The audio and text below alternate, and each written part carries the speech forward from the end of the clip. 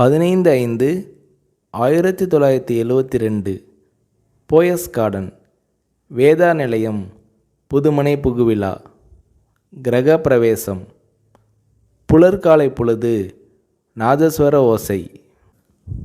தென்னிந்திய திரையுலகின் பட தயாரிப்பாளர்கள், இயக்குனர்கள், கலைஞர்கள், கதை வசனகர்த்தாக்கள், திரைப்பட பத்திரிகையாளர்கள் என திருவிழா போல பெருந்திரள். சளைக்காமல் சலிக்காமல் ஓடி ஆடி உபசரித்தார் ஜெயலலிதா. மாளிகை முழுவதையும் சுற்றி காட்டினார். எப்போதுமே பத்திரிகையாளர்களை சகோதரர்கள் போல கருதும் ஜெயலலிதா அன்று ஒவ்வொரு அறைக்கும் அழைத்து சென்றார்.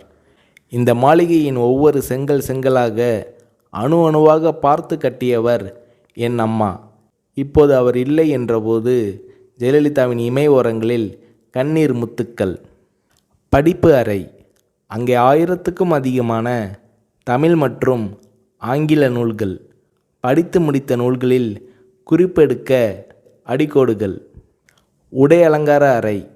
பட்டு புடவைகள் மட்டும் 5000க்கும் அதிகமாக இருக்கும். ஃபேஷன் புடவைகள் பல ஆயிரம். அலங்கார அறை.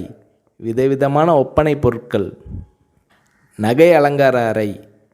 ஷெல்ஃபுகளில் பெட்டி பெட்டியாக தங்க வைர நகைகள். பிரத்தியோகமாக ஒரு நகை குடத்தை திறந்து காட்டினார் ஜெயலலிதா. ஒரு பெட்டிக்குள்ளிருந்து சில நகைகளை கையில் எடுத்தார். ஒளி வெள்ளத்தில் மின்னல் கீற்றுகள்.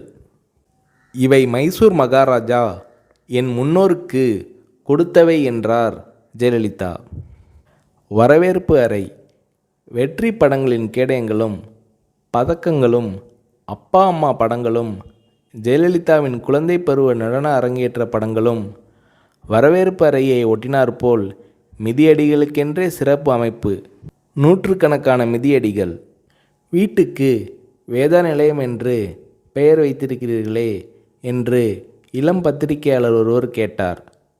அதற்கு ஜெயலலிதா அவர்கள், அம்மா சந்தியாவுக்கு அவங்க அம்மா அப்பா வைத்த பெயர் வேதா என்றார் ஜெயலலிதா.